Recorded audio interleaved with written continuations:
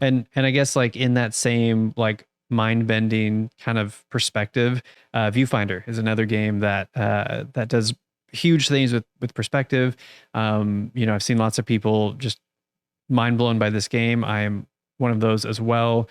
This one to me, like at least initially, same thing. I mean, I think this fits in the same category of like, hey, you came up with a really clever mechanic, and now people can easily share that and tell like, oh, did you see that game where you can take a photo and then you can put that photo into the real world, and now it's 3D mesh and you can walk around like that. I don't know if you'd ever want to like build a game purely just thinking about I want to come up with a crazy mechanic. It almost feels like it should be organic.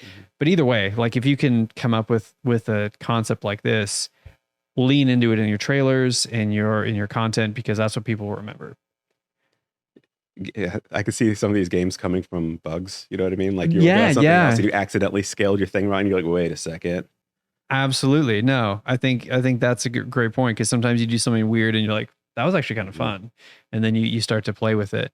How do you think you would build this feature? The kind of photo turns into mesh, like I guess is the best way I describe it. I don't know. That is tough. I haven't watched this trailer a ton, so the only thing I know is like you've got your camera, you take a picture, and then you can basically turn it into something real. Yeah, so it's like you take the photo, and then as you're holding it, you can basically like release it, or like be like, all right, now it's part of the world, and again seamlessly. That's the magic, is that, you know, watch here. Actually, yeah, it'll show right there. Take the picture, and now they have that, and the moment and then it's just there.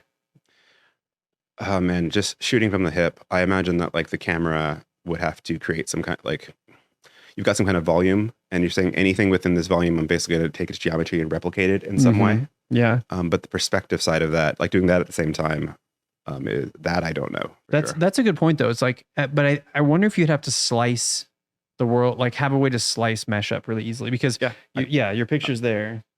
So you just, you take, almost certainly. You're like, okay, let me sample this world. Let me slice it from here. I just duplicate that and then delete the 2D frame, and then it's there. This seems like it would cause nightmare bugs. It'd be so hard to balance. Yeah, but that's also kind of the fun in these games is like sometimes the bugs are fun and people like them. Right. When they come like this, right? When it's like, I made 1,000 potatoes or whatever, and now I can't get out of this room because I'm stuck because there's too many potatoes. And I took a picture of potatoes on accident. And now I'm stuck in the potato room. You know what I'm saying? Yeah. There's another podcast episode where you talked about potatoes. I'm thinking you like potatoes. There was a potato. You're inspired. There was a potato in a game. There were many potatoes. Yeah. In a game I worked on once, and I can't get the potato thing out. Well, I even think Portal 2, was it one of the Portal games? I thought, or one of those has some kind of vegetable potato guy. Was it potato? I thought so. I don't know. Now I'm gonna have to look it up after this. But talking potatoes, So this week, kind of diving into these like perspective puzzles. They are really, really cool, and I think the takeaway from a business perspective again is like, if you find a really unique mechanic, it's like, you can make an action adventure game where you run around swinging a sword.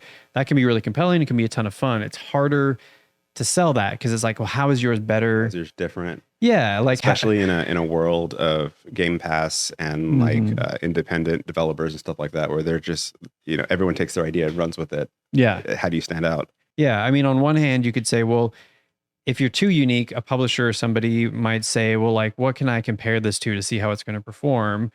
But on the other hand, if you're just like everybody else, it's like, like right now we're doing a kind of survivor-like game.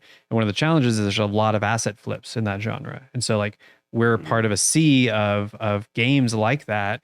And so it's like, well, how do you, we're similar so people get it, but it almost hurts it because it's like, there's a bunch of bad games in that genre.